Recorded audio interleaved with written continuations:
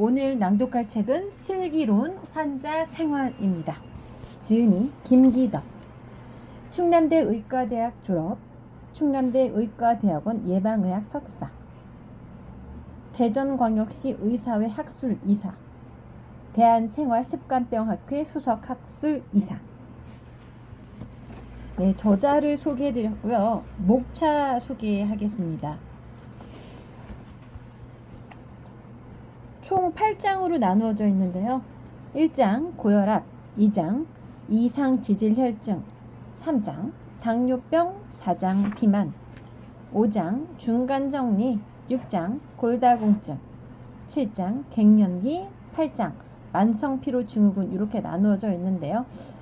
이 보통의 이 현대인들이 갖고 있을 법한 질병, 그리고 연세가 있으신 노인분들에게 해당되는 질병에 대해서 자세히 나와 있었습니다. 제가 좀 기억에 남는 부분은 이 골다공증 이 부분이었어요. 그 이유 중에 하나는 요즘 이 결혼하기 전에 여성들을 보면은 굉장히 날씬하신 분들이 많아요. 체중 관리한다고 해서 많이 드시지도 않고. 근데 그렇게 되다 보면은 이 골 감소증이 생길 수가 있거든요. 근데 저는 얼마 전에 건강검진을 했는데 다행히 골다공증 뼈는 아주 좋다고 하더라고요.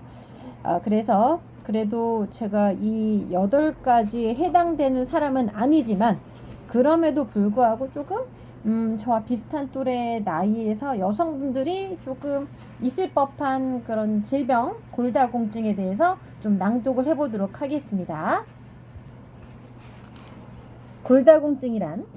골다공증은 골밀도나 골량이 감소하거나 뼈의 구조나 강도가 변하면서 발생하는 뼈의 질병으로 골절의 위험을 높일 수 있다. 깨지기 쉬운 유리컵에 비유할 수 있는데 충격으로 깨지기 전까지는 약한지 튼튼한지 알 수 없다. 키가 줄거나 꼬부랑 할머니처럼 허리가 굽으면 골다공증을 의심해 볼 수 있다. 특히 키가 4cm 이상 감소하면 골다공증에 의한 척추골절이라 볼 수 있다. 이때는 모르고 지나간 경우일 수도 있으니 확인이 필요하다. 하지만 일반적으로 골다공증은 증상이 없어서 모르고 지내는 경우가 많다. 그래서 소리 없는 도둑이라고도 한다. 척추골절의 3분의 2는 언제 발생했는지도 모르고 지나가는 경우가 많다. 최근에는 건강검진을 통해서 우연히 발견되고 치료를 시작하는 일도 종종 있다. 증상이 없지만 문제가 되는 이유는 골절 위험이 증가하기 때문이다. 부실공사로 지어진 건물이 작은 충격에 묻어지는 것처럼 골다공증이 있으면 작은 충격에도 골절의 위험이 증가한다. 주로 잘 부러지는 곳은 손목, 대퇴골, 척추 등이며 중년 여성은 앞으로 넘어질 때 손을 짚으면 손목 골절이, 뒤로 넘어져 엉덩방아를 찧으면 대퇴부 골절도 잘 발생한다. 척추 골절은 앞으로 몸을 구부릴 때 잘 발생하는데 뼈가 약한 경우에는 재채기 하느라 갑자기 몸을 앞으로 숙이면서도 척추 골절이 발생할 수 있다. 갑자기 기침이 나올 것 같으면 가슴에 손을 대고 앞으로 쏠리지 않게 지지해 주는 것이 좋다. 척추 골절이 발생하면 키가 줄어 꼬부랑 할머니처럼 될 수 있다. 척추 골절의 5명 중 1명은 1년 이내에 또 다른 척추 골절이 발생할 수 있다. 골다공증에 의해 대퇴골절이 발생한 환자의 50%에서는 골절이 발생하기 이전의 기동력과 독립성을 회복할 수 없다. 25%에서는 장기간 요양기간이나 집에서 보호가 필요하며 1년 사망률은 20%에나 이른다.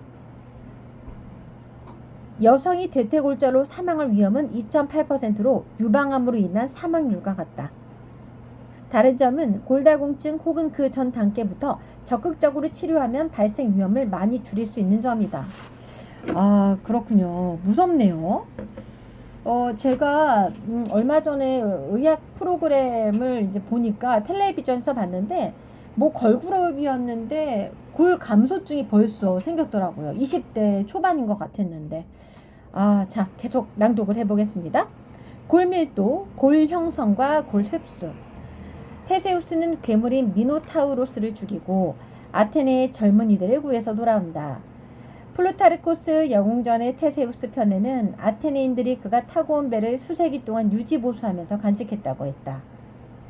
부식된 부분을 뜯어내고 튼튼한 새 목재를 덧대어 붙이기를 반복하자 수세기 후에는 모든 부분이 바뀌면서 철학자들 사이에서는 자라나는 것들에 대한 논리학적 질문의 예가 되었는데, 어떤 이들은 배가 그대로 남았다고 하고 어떤 이들은 배가 다른 것이 되었다고 주장했다.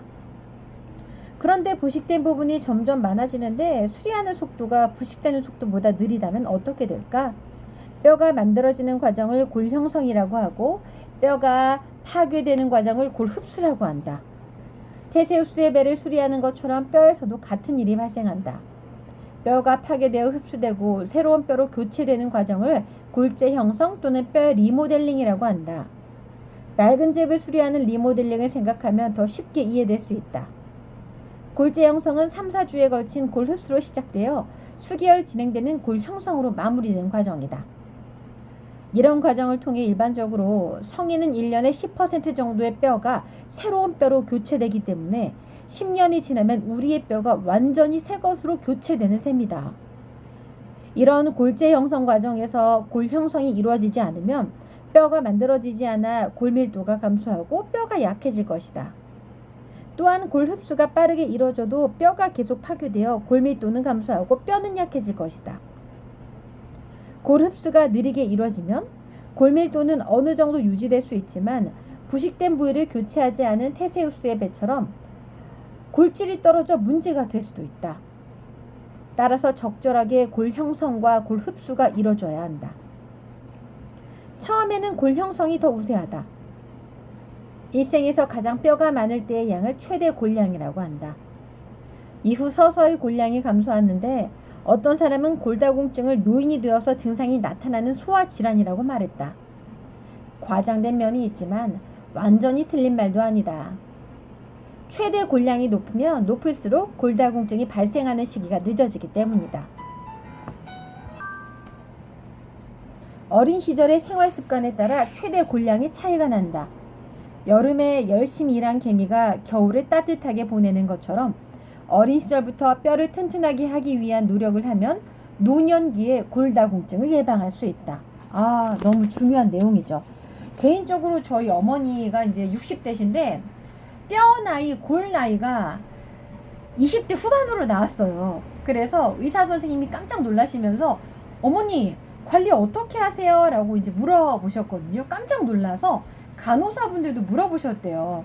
그러니까 저는 뼈 나이가 30대인데 저희 어머니가 60대임에도 불구하고 뼈 나이, 골 나이가 20대 후반인 거예요. 근데 저희 어머니의 생활 습관을 보면 일단은 이런 멸치라던가 말린 생선을 좀 많이 좋아하시는 것 같더라고요. 자, 여러분 오늘은 제가 슬기로운 환자 생활 부분에서 이 골다공증 부분에 대해서 낭독을 해보았습니다. 여러분의 건강은 어떠세요? 건강에 대해서 조금 더 약이 되는 생활 습관을 갖고 싶다라고 하신다면은 김기덕 지음의 슬기로운 환자 생활을 읽어보시면 좋을 것 같습니다.